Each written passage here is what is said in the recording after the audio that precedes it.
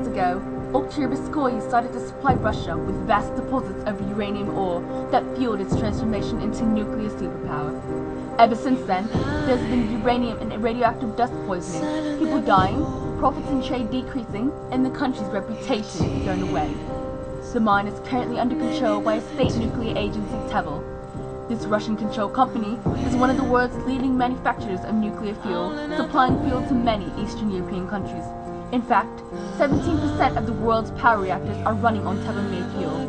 The company also owns other processing plants and sells fuel rods for nuclear power stations in Russia and abroad. However, 50% of uranium for Russia's power plants comes from the Oktyabrskoye mine, and it is the sole producer of uranium on Russian soil.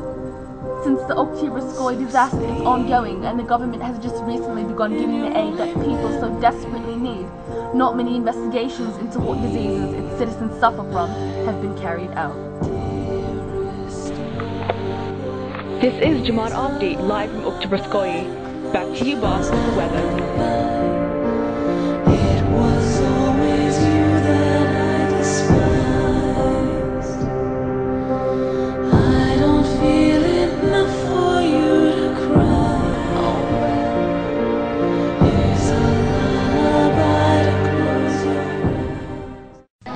People have been complaining for years. We need to do something.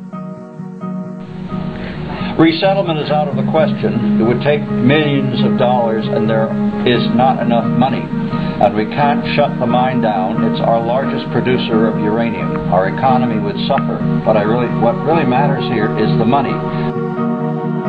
I see.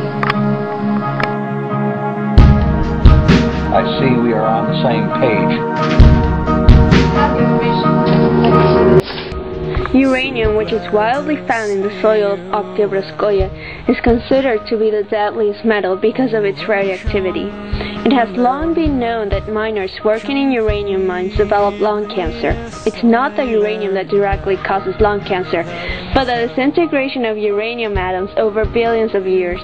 While uranium is disintegrating, it produces thorium-230, which degrades into radium-226, which further degrades into radium-222. These radon atoms, which have a short half-life of only 3.8 days, degrade into the deadly radon daughters, including lead-210 and polonium-210, which emit alpha radiation once they are inhaled by the miners as dust particles. This is bad. In some parts of Oktyabrskoye, the levels of radon found in houses are up to 140 times the level of radon permitted in the United States. There is no such thing as an acceptable level of radon. Every uranium mine can be considered a slow bomb because it spreads deadly radioactive poisons over vast areas of the earth. Since radon gas travels thousands of miles in a couple of days and very close to the ground because the gas is heavier than air, it can spread very far, contaminating crops and water, and thus food supplies. This in turn contaminates animals and ultimately humans.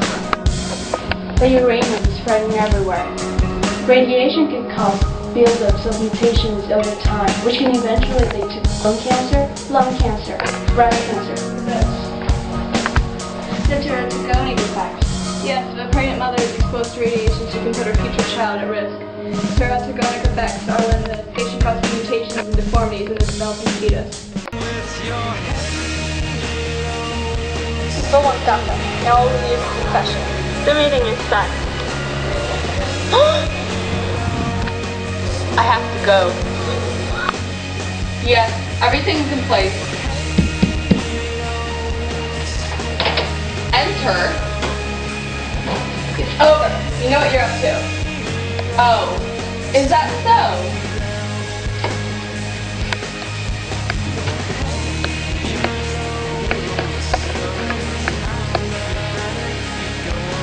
Now the question for you is, do you really want to know who I was?